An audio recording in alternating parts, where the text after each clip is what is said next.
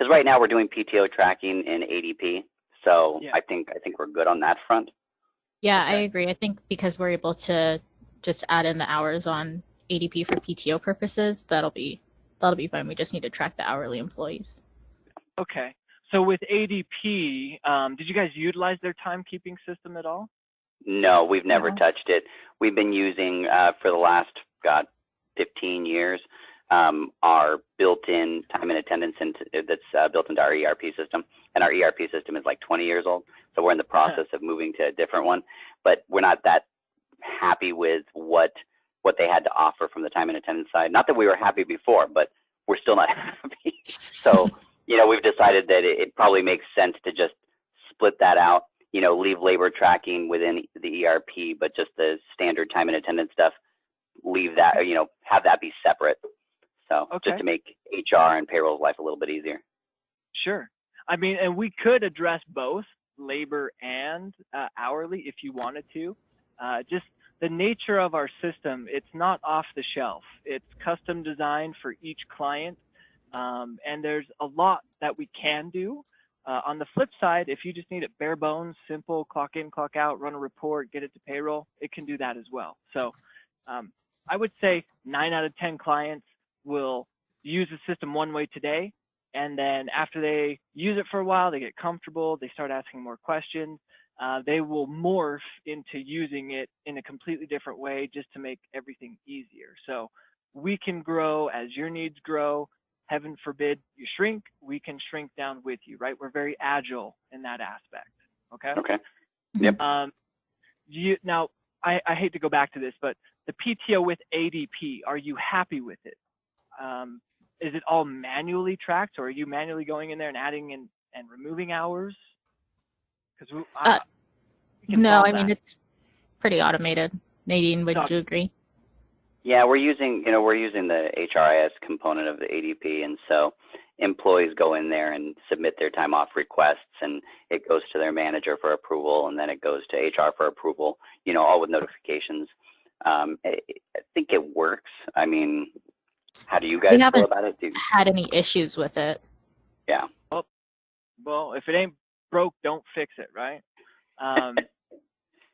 A lot of people, they just have very complex PTO or sick leave policies that ADP or other software, they just can't accommodate. So SwipeClock, because it's all custom, I've never seen a policy, and I've seen some pretty crazy policies on how people award PTO. I've never seen one that we can't handle. So if that ever changes down the road, just let us know and we can add it into this system, and it would work in the same respect as ADP, right?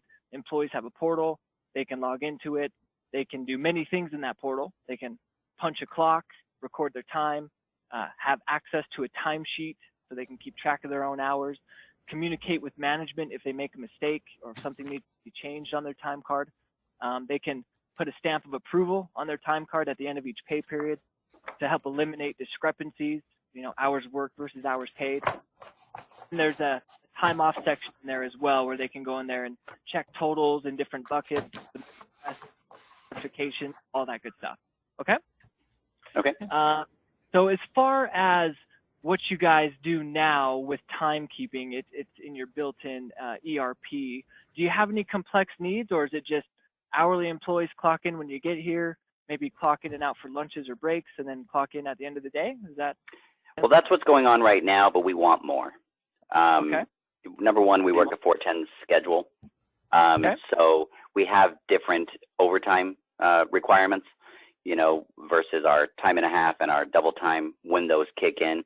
And our current system doesn't handle it very well, and there is manual manipulation that has to happen because of it. On the other side of it too, with being in California, there's all kinds of new things going on over here. So being able to prompt the users with certain notifications or having them certify their time, or, making sure that number one, they're clocking in at the right time, that they're restricted from not clocking back in too soon from lunches, making sure that they're taking their lunches at the appropriate times, things of that nature, at least maybe giving the manager that ability to see, if there are people, that they clocked in at 5:30 versus 6 o'clock. Well, that means they need to take their lunch a half hour earlier than their normal time. Somebody needs to get that notification and be able to communicate to that employee that they need to take it, just to make sure that we're kind of on top of it, so we don't run into too much of this lunchtime premium stuff that we're dealing with today. Right. Okay. I believe that we could probably accommodate 95, 97% of what you need. And a lot of it is also going to be reliant on a scheduling component on top of timekeeping, right? Timekeeping records what actually happened. Scheduling will give us, hey, here's what we want to happen. And then timekeeping, did that actually happen or did it change, right? So we kind of need, and we can do both. As far as what the hourly employees' schedules look like, is it 410s? They work, 9 to, well, if you go 8 to what, like 8 to 6? Is that 10? I don't know. Yeah, well, we right now we have a first shift and a second shift, and our first shift works 6 a.m. to 4:30 p.m. with a half-hour lunch, with two 15-minute breaks. So. Okay, and then the second shift was. Second shift is, what is that one now, guys? 4:30 to 2:45 a.m. There you go. Oh wow! Are you guys 24/7 shop? Only No, almost five. There's just a few hours right there that aren't. Yeah.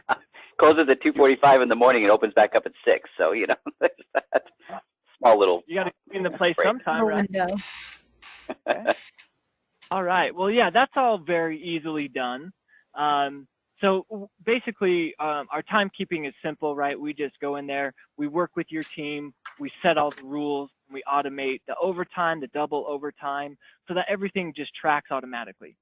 On the scheduling side, we have two different options. One is included with timekeeping, and essentially it's designed for clients like yourself, where employees, they may work 1 or 2 shifts, but it's the same shift. We can create a template. And does that shift change daily for them, or do they work like 1 week in the first shift, the second week they work the second shift, or does it change every day? For the most part, very little changes. Yeah, for the most part, people that are on first shift stay on first shift. People on second shift stay on second shift, unless there's some big change, where one's a night shift versus a day shift. So, and then our night shift, we do on there as well. We have a differential pay, but that currently is handled by ADP for that portion, the actual pay difference. So. Okay. Because again, we could throw that in here if you wanted to, but yeah, the more you guys tell me, the easier this gets. So that's exactly. Right? At first I was like, oh no, and now it's like, oh, no big deal. Yeah, we'd go in there and we'd say, here's the employees on first shift, and the system will recognize that. We can then set up rules that say, hey, your shift starts at 6. The soonest you can punch in would be 5:50. You get here at 5:45. I'm going to stop you, right? It's a clock lockout. And we can customize the message that says, oh, you're too early. Come back at this time, punch in. Perfect. Do the same thing with day offs. So if someone has a requested PTO, but they decide to show up at the office for whatever reason, we can prevent them from punching in and out, right? Same idea with lunches and breaks. If they are required to take a 15-minute break twice a day, we tell the system when, and then we turn on buttons. Let me share my screen here. Can you guys see everything okay? Right now I just see yep. Oh, Yep. there we go. Yeah. Plug in the screen. Okay, I'll get rid of that. So essentially we've got different clocks for employees to utilize, but the clocks are the same experience, whether they use a mobile app, a web-based clock, or if they use a piece of hardware. And they can use one, or they can use multiple. So I could clock in on the piece of hardware in the morning, go deliver, hydraulic whatever to somebody, and I need to clock out on my mobile phone. So universal in that way. Even more universal is the clock experience itself. So they are intelligent clocks, and they are the same experience no matter what. So they're intelligent because the system will recognize when the employee is clocked in versus not, right? So this employee is not clocked in. The only option is for them to clock in. Now, there are other intelligent features where if you guys needed to gather information, we can prompt, so we call these clock prompts. We can prompt the employee to tell us, hey, a location that you're working in, a job that you're doing, or an invoice that you're working on, or a project, tips, mileage, you name it. You just label this header whatever you'd like. We can give preset selections to choose from, or we can leave it open as a form fill so they can type in whatever they want. Okay, so that's good if you guys ever needed to do project tracking, or if you mentioned shift differential has a different pay rate. So these can act as triggers to tell the system, hey, based off of what site the employee tells me they're working on or what job they're doing, we can pay them a different pay rate from their standard base rate. Okay, so that's just an option if we need to turn those on. Down the road, it's free. You just tell us what you need and we design them. Okay. I can't remember what I was talking about before. Just the clock lockout. So I can show you that real quick. Go to the right employee here. It's going to be Mr. Phil Collins. Right there. Portal. And then they'll be met with some type of message. You're not scheduled, you're too early, whatever the case may be. Same thing with the lunches and breaks. We just say, hey, once you hit the start break and meal button, the system is going to track, and if it's a 15-minute break, if you come back in 10, you're going to see the same message. Same idea with lunch. 30 minutes, 1 hour, you come back too early, and you'll be met with that same message. The only item that raises an eyebrow for me is the notification. So there won't be any type of notification that goes out if this employee does not take their lunch or doesn't take their break. We do have an upgraded scheduling platform. That would be the only benefit for you guys, would be the notification. Your scheduling needs are not that complex where you wouldn't need our intelligent scheduling program. All you would get is the notification. And how that essentially operates is employees can check their schedules in their portal and actually go into the scheduling side, just the employee side. So they can't change anything. It's just a rubber room. They can't hurt themselves, but they can pick up and drop shifts if we need to. And then they can come here and they can set notifications. So those are the notifications that they can turn on. And it's either an email or a text or a push notification. But there's nothing available for the lunch option. We only have the, did you forget to clock in if your shift starts at 6 and it's now 6:15? I can text or send you a push notification as an employee. I can also do the same for your manager so that if I need to quickly find a replacement, I can do that. So I don't know if that's like a deal killer for you guys as far as the notification goes, but I know how California compliance rules and regulations are, and they can be extreme, right? Penalties if employees are not taking their lunches and breaks. Is it on time or is it just throughout the day? At the 5th hour of their shift. So if it's, yeah, I mean, and right now we don't have it at all, so no, I don't think it's a killer at this point. Well, we So do is want it, because that's the main problem, is they forget to clock out for lunch. So we definitely want that. type of, yeah. I don't know if we're actually working on something like that, because I've even tried a roundabout way where I could use this forgot to clock in, where I would set basically 3 blocks of time rather than one full shift. So for like example, your first shift is 6 to 4:30. Well, I would say from 6 to maybe 11 is the first block of time. 11 to noon is their lunch. And then noon to 4:30 is their third block of time. So essentially, if they forgot to clock in on their lunch, they would receive a notification and just say, did you forget to clock in? But really it would be, did you forget to clock out for lunch, right? Oh, But okay. I set that up with another client and it just didn't work the way that we had hoped. So I took it to development and I said, figure this out, find something.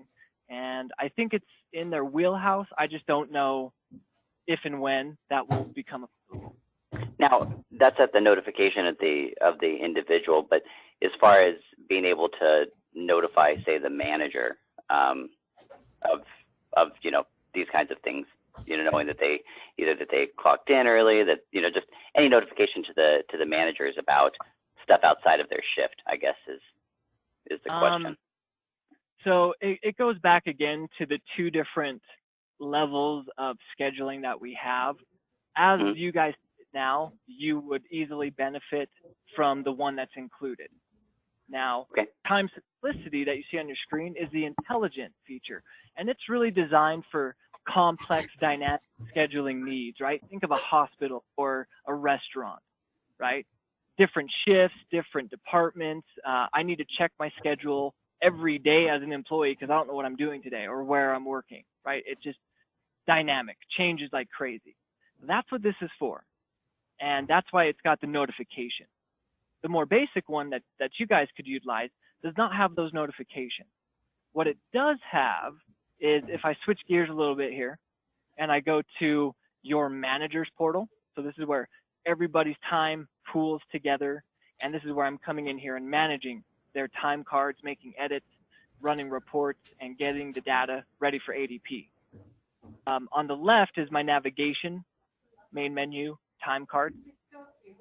On their time cards themselves, if I just look at a daily entry, I get this up. Let me click on one here.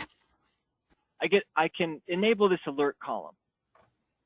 Now, it's not like an email alert, it's not a text, it's not a push notification, it's just an alert that will populate if they deviate from their schedule.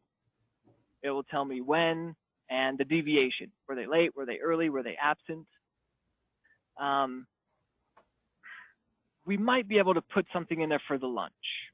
But again, it would have to be, rather than setting up one full block of time for your 6 to 4:30 shift, we would break it down into 3 blocks of time, like I mentioned earlier, right? 6 to 11, 11 to noon. We would specify that's their lunch break, and then noon to 4:30 is the end of their day. If they deviate from that in some way, we could get an alert. Okay? But we have hundreds of clients in California that use this system. And so what we are able to do, I typically don't do this, but I will show you guys the back end of the system where we actually build things. If I run this, so the IT, Jack, or you're probably familiar with scripting, right? At some level, coding. Yes. Yep. So essentially, that's what we're able to do is we have an open code, we have an open API, so we can come in here and modify the system. And you can see here that we've got all sorts of California rules already built. Okay. Some of those rules pertain to time. So we could come in here and say, hey, I'm going to put in a rule that says, here's my morning shift. It's 6 to 4:30. Once they work 5 hours, we can automatically deduct time from their time card, 30 minutes or 1 hour. So that way we're covered. If the employee chooses or forgets to not take their lunch, that's on them. But if we're looking at their time card, it's accurate. They worked 5 hours, and according to California law and compliance, after 5 hours of working, you have to take a 1 hour lunch. We can tell the system to automatically deduct that time. Okay. So if I go back to a time card, you can actually see that I've got the deducted time column. So I've already got a rule in place that says, if this employee works so many hours, then I deduct so much time for lunch and or breaks. So it would just automatically remove it without the employee having to actually clock in or out? Yes. That's assuming we would want that. In our particular case, we wouldn't want that. Yeah, I don't. It's back and forth. It's good, but it can get you into some hot water sometimes. Yeah, that's where we're basically at on the other side of it now. Sometimes we've gone back and forth a couple of different times as far as taking time in and out. So yeah, automatically, right? So it covers you as the employer, but if that employee ever comes back and says, yeah, well, I didn't take my lunches, you guys owe me additional monies, it's, you know, if they ever did battle with you, they would probably win, because most employees do win when they take employers to court, which is weird, even if you can prove it, right? So our system, we just want to set it up to be compliant. We've got rules in there. They won't change on their own. So as your needs change and rules change, you let us know and we can update it. But that's where we're sitting at with that lunch and notification setup. So, but why don't I make note here? So in a perfect world, you would, so what is the rule? Is it 5 hours? Then they have to take a break? Yes. Or is it a time? 5 hours from the second From they the clock time in. they, 5 hours after shift starts, they need to take, is it a 30-minute or a 1 hour lunch? 30. 30 minutes. 30 minute? Okay. So in the world, the system would say what? 10 minutes into their lunch, if they haven't hit the clock to clock out, let me go to a different one here. The employee would receive a notification that says, hey, go take a lunch. Well, one minute, because 1 minute is too late. Yeah. So at the time, so 1 minute passed, Right. they would send them. Okay. Now, what if the employee just ignores that notification? I mean, if that could go to the employee and the manager, that would be ideal. That way the manager knows to monitor those types of issues, because they would eventually need to address that. yeah, I would And think then probably if there's some type of, oh, go ahead. well, either that or there's at the end, there's some type of report that either payroll or HR has access to, so we could just kind of track how often that is happening. And I think for me, I think the notification just at least to the manager. So basically, as long as we've got these people segregated by department, then that notification could go to a manager. Because I think on an individual basis, it might be hard, because unless they have like the app set up on their phone or something, which we're not even sure we really want, you know what I mean? They wouldn't have any other notification other than being at the actual time clock, right? So I think being able to at least give notification at the manager level would be good, so that they can track it, and, you know, that way they're aware of what's going on, you know, especially if it becomes an ongoing issue. Okay. So is the real-time notification or just a notification in general a concern? The real-time notification is where we're kind of like, we don't have that yet. But if it's just a notification in general that I can report on and say, hey, over the last month, I'm going to run a report, I'm going to show a deviation, and it's going to show me if the employees are not taking their lunches when they're supposed to, I can address it then. Would that work? That's a Lonnie question. Yeah. I think as long as, would it be able, maybe not same time, but is same day possible? Yeah. So the real-time notification is where a lot of software is not struggling, but they're just trying to catch up, right? Push notifications, emails, text. So the time simplicity program has those real-time notifications for these individual, cases. And I just say, hey, if you forget to clock in, at what point do you want me to send them a real-time notification so they can fix it right then and there, right? Just a notification in general that I can report on either at the end of the day, the end of the week, whatever. Yes, we could do that.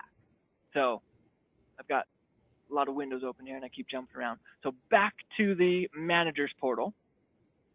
Once we turn on the schedule, and if I shrink this down because I exploded it a little bit, you'll notice on the far right, I can turn on scheduling information. So once we specify who's first shift, second shift, and then if you decide to put night shift in here, you'll be able to see that information here. If they deviate, you'll get this alert again when you're looking at their time card. No real time, no email, no text. I can just hover over this and it will tell me what the deviation was for that day. Then I can come back to my scheduling. So this is where we would go and create those templates for the first and second shift.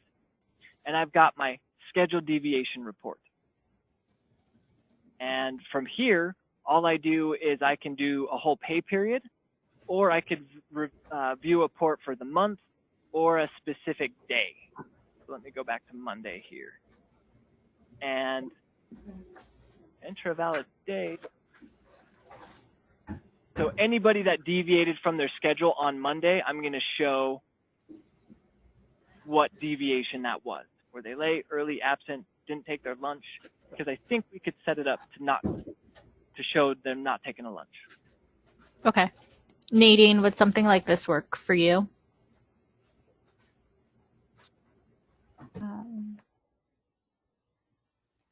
I'm not sure. Okay. I mean, I think for...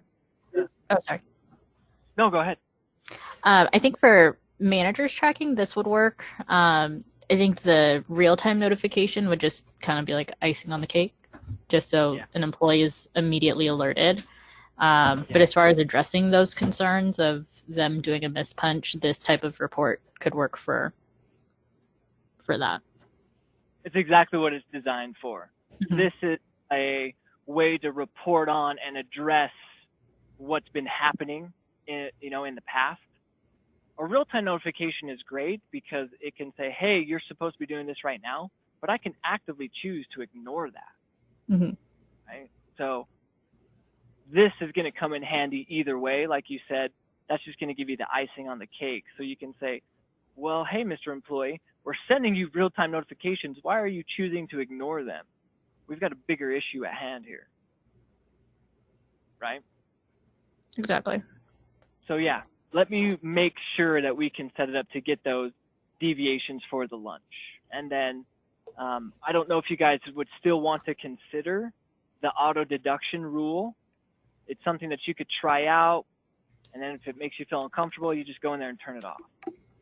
Yeah, we've had that ability before, and actually we've turned it off as of recent because of some court cases, from what we've heard, here in California. So, so I don't think we're interested in it at this point on the deducting. So on the auto deducting anyway. Okay. Well, like I said, the system is agile. So right. You choose to use it one day versus the next. To change it, more or less does not cost you anything, because as a part of our SaaS program, you pay us just a smaller one-time setup fee. We build your account, we get all your employees set up in here, and then each employee does have a profile. So within that profile, we align them with ADP's payroll code, first, last name, email address, when they started, so the system knows that this is a current employee. If we ever need to separate them, we don't ever delete any information out of here. We just tell the system, deactivate this employee and make sure that their login credentials don't work. And then we turn on what clock do we want them to use, or clocks. So you've got the web clock, which is browser-based, computer or tablet, with IP restriction. So we'll tie it to the network at the company, but if you've got a single, kiosk, one computer that you want everyone to use, we can do that. Then you've got the mobile app. If you decide that you want them to use the mobile app, we can do geo-tagging and geo-fencing. So what that means is anytime I use my mobile phone and the manager's looking at their time card, you get this little icon. And that will immediately let them know that a mobile phone was used. And this icon will change colors based on what's happening. So I can click that, and it will give me a Google map, and I can actually see where the employee was at the the time of the punch. And this is extremely accurate as long as they have good cell service. I could take it one step further and I could put a fence around this office building and say the smallest area is 300 feet. So you could be within 300 feet of the building and still clock in. If you're outside that 300 feet, I'm still going to allow you to clock in, but I'm going to flag that punch, that icon will turn red, and then I'm going to immediately email your manager and let them know that you're in the wrong spot. Okay? And then you also get the details down here, the day and the time, and then we've updated this so no more latitude and longitude, although that might be good for you guys, but you get a physical address of where they're at. Yeah, so that's an option. Or if you just want them to use a piece of hardware. Okay. Yeah, I think for, you know, the way we're kind of envisioning this piece of it is hardware inside the building. If we have somebody working from home or we have somebody, you know, traveling, then those would be the times we would use in the mobile app. Absolutely. And so you just toggle under the employee profile when that happens, right? So now all of a sudden, Sadie Hunt is working from home. I just go say yes to mobile punch. And then if I want to turn on the GPS, that is a upgrade, so it's not included. There is a monthly cost for that, but you can turn it on or off. Okay. Okay. So the clocks themselves, I always recommend the intelligent clock. It's the one we use internally. It's a little touch screen. It's got all the intelligent features we talked about. So in essence, we need this clock. We could dumb it down to more traditional clocks, but we lose those intelligent features. So they still can clock in and out. We just can't do the clock lockout, right? So I can't stop someone from clocking in early on your more traditional old school style clocks, right? They're just mainly designed for in and out. Whereas the intelligent clock, we actually tell it the scheduling features so it can prevent, you know, the punches. And the cost difference is minimal. We're talking like $200. So That's this what, one so I was going to ask on that. So how does it work from the device side? So it's a monthly per user for the actual, for each individual, but then as far as the physical devices, are we paying a monthly cost for each device, or is that rolled into the cost of a month of each employee, or how does that work? No, so you guys just purchase the hardware outright, just okay. one time. Got it. And you do have a $10 monthly service fee per clock, and okay. that's per just, device. Okay. you have to send the information back to the cloud, make sure that it transmits properly. Got it. Okay. These clocks are plug and play. As far as you go, Jack, this is a wireless connection or it's a hard connect, so power over Ethernet or straight Ethernet. Oh, okay. The power, right? It is redundant as well. So there is a battery backup. So should you lose power, this clock will remain powered up for a few hours and still be able to collect punches. As long as it's connected to the internet, it's going to automatically sync the data in real time. So the moment an employee clocks in, I can view it in my manager's portal. Should I lose connectivity, this clock will store and record punches for up to 30 days.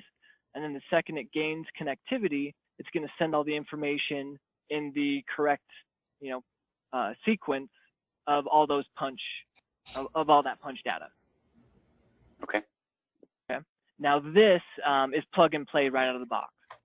So once we build your account back here, all you do is you pull the clock out of the box, you plug it in, you connect it to the internet. There's a little drop-down menu. It'll have your account name. You select it. The clock's activated. You're done. Cool. From there, you just decide how you want employees to clock in on this clock. So you've got the biometrics.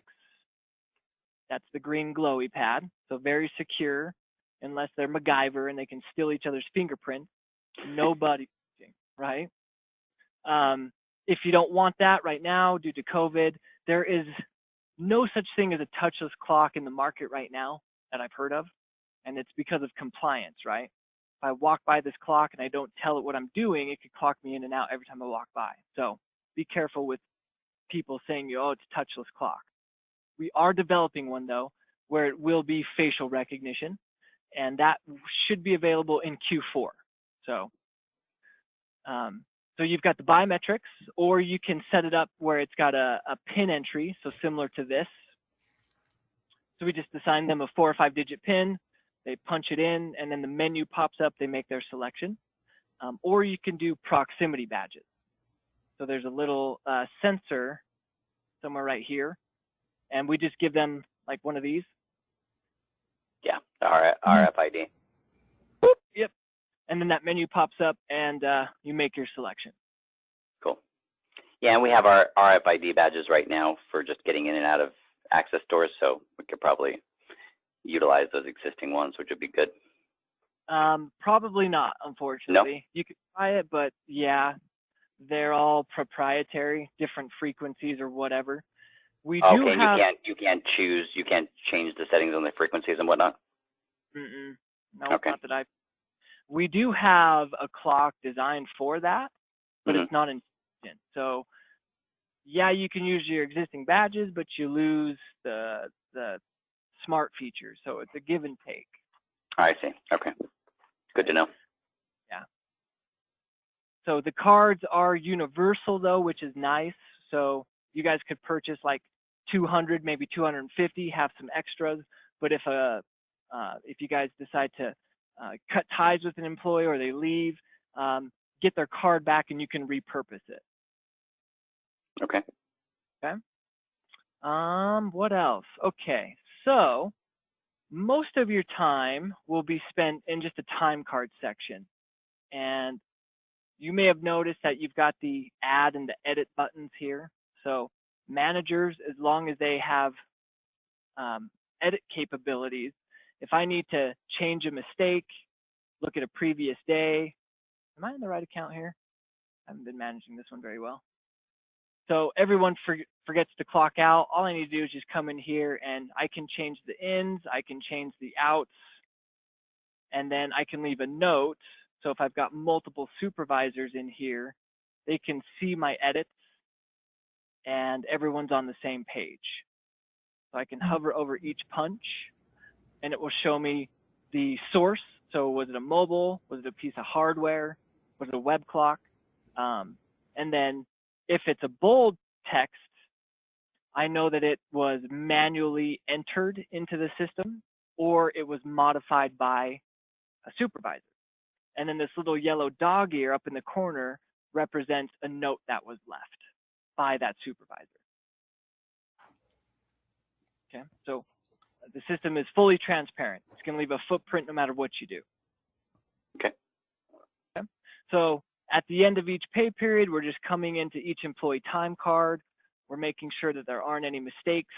If there are, and you want to give your employees access to their portal, they can download the mobile app and they can log into their mobile app, but we turn off the clock. They can't use the clock, but they can look at their time card, keep track of their hours, send notes if they forget to punch out, okay?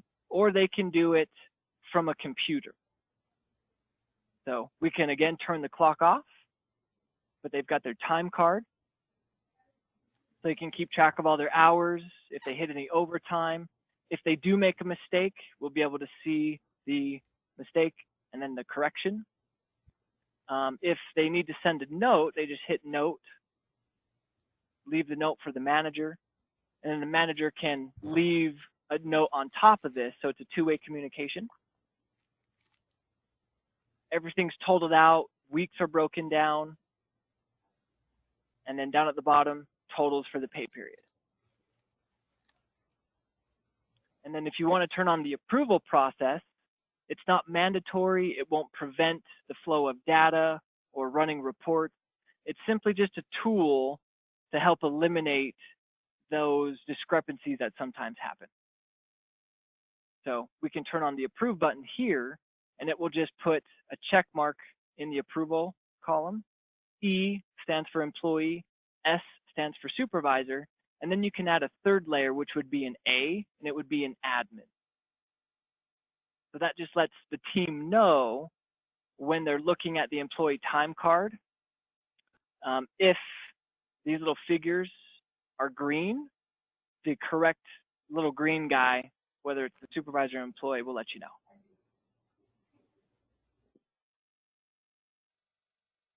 Is there a way to require how often an employee were to approve their time? There is not. Okay. And the reason in the past, yes, we used to put prevention rules on there, but we found that it would hold up the payroll process. So that way, if an employee forgot to approve their time card, management couldn't move forward.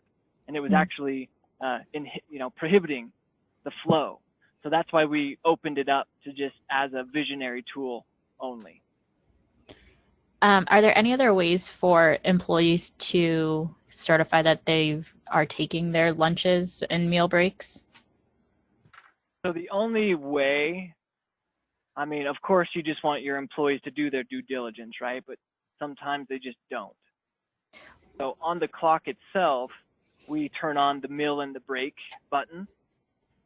So when they start their meal, they're going to go off, they're going to take their time. We're going to tell the clock 30 minutes minimum. If they come back in 20, we're going to stop them. If they've taken their full lunch, they can end their meal. Mm-hmm.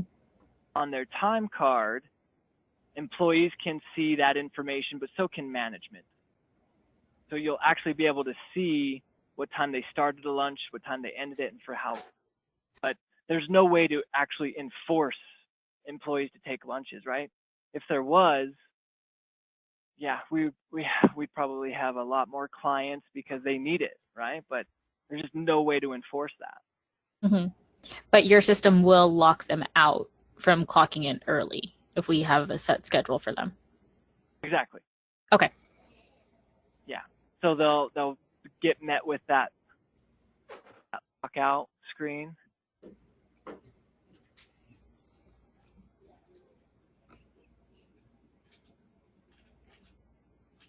And it'll happen on that piece of hardware too, right? Mm-hmm. They'll be met with, you're not scheduled, or want to change that to you're too early. The soonest you can clock back in is 11:30 or 11:35 based off of the rule that we set.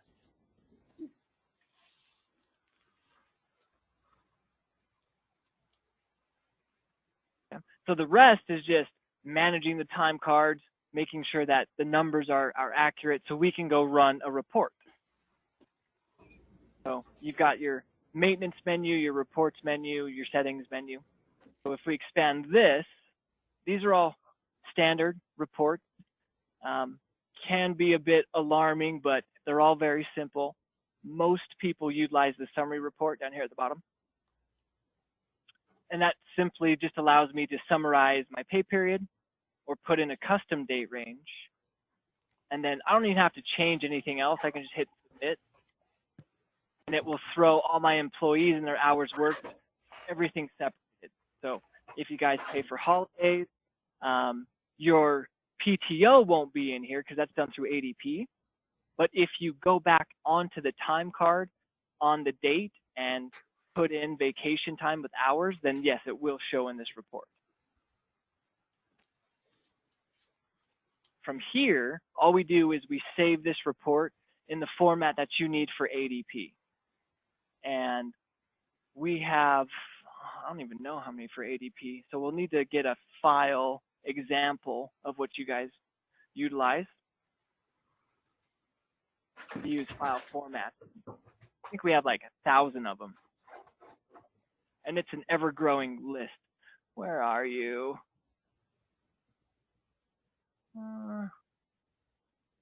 Can't remember how to pull up that list. File format, show me. Okay, I don't know why it's not pulling it up. But anyways, there's like ADP 1, ADP 2, ADP Run, ADP Workforce, ADP 6. Like there's probably 24 of them in there. And all that changes is the headers on the report. We just need to make sure that the headers align. So if I show you a quick example here.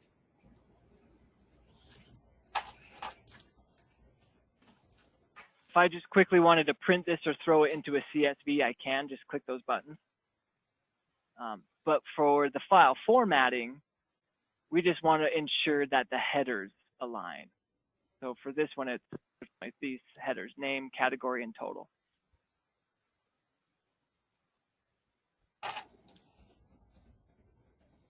All you'll do is you'll just save this summary report in that specific format for ADP, and then you can quickly import it into payroll. So no that looks pretty straightforward. Nate, I have a hard stop at 10 because I've got another meeting. So from here, I mean, I definitely think we've got a good idea of this. So from here, what's the next step as far as getting a quote for cost-wise and everything? The next step, so I will get you guys a DocuSign. Okay. I'll do it for 180 employees, so that way you guys have some fluctuation. Okay. With that many employees, I would recommend at least 2, maybe 3 clocks. But how many do you guys think you need? I would honestly say about a dozen, given just the layout of our facility and what we currently have. Probably about a dozen. Okay, which is nice because then I can give you guys a discount. Okay.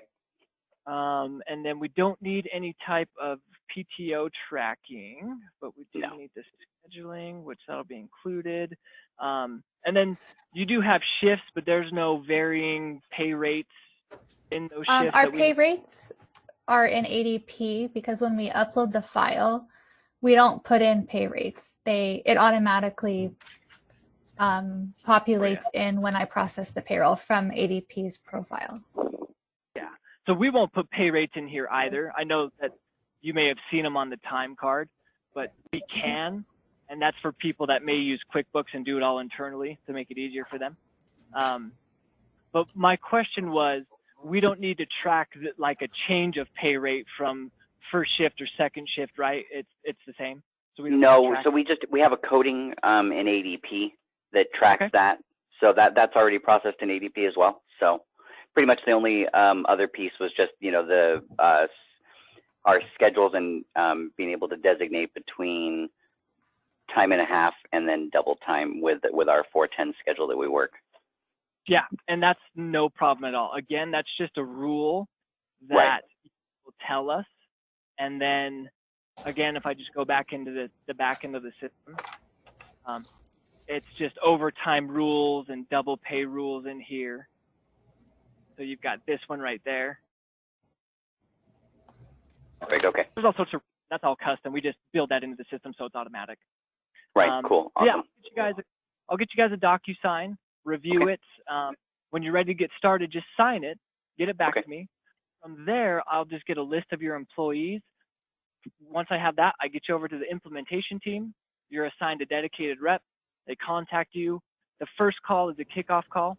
That's just a review of information. How do we build your account? They take a few days, they build it. Once that's done, they'll reach back out and schedule a training. And that's like an hour, similar today, just a webinar. They'll train you in your own environment, give you all the passwords and logins, and then we pick a date, roll it out, you guys start using it. And then from there, for the first 6 weeks, you're in our customer excellence program, where we're checking in on you once, twice a week, addressing questions, making any minute changes. After that, it's self-service, but you do have ongoing support included. So you do, in your portal here, have a help center. And this is a searchable library that I use and our support team uses. So it's got videos, instructions, how-tos, you name it. If you don't feel like doing that and you want us to do it, shoot us an email or give us a call, and our support team will take care of it. And then, so if we decide to go with you guys, and from date of signing, what's the implementation time to be able to be up and running? Because we do have a date we'd like to be able to be, you know, live on a new system by the 1st of January. So easily done. So normal lead time is 5 to 10 business days. Come Q4, everyone and their dog wants a new system and they want to get set up by January 1st. Right. So our queue is first come, first serve. So that 5 to 10 days could easily stretch out to 7 to 10, 10 to 14. Just really depends. But on average, you're looking at 2 weeks, all said and done. Okay. Our team is really quick. So, great. Our Okay. biggest holdup is just you guys are busy. What's your availability? Let's get you on the calendar. Give us an hour or two twice. Right. Okay, perfect. Yeah, we still got 2 more meetings of other companies that we're talking to as well. So we should be able to get back to you relatively soon. So probably within the next week or so. Sounds great, guys. It was a pleasure talking to you. I'll get you the information. If you have any other questions, let me know. Otherwise, we'll be in touch. Perfect. Thank you very much. Thank you so much. See you later.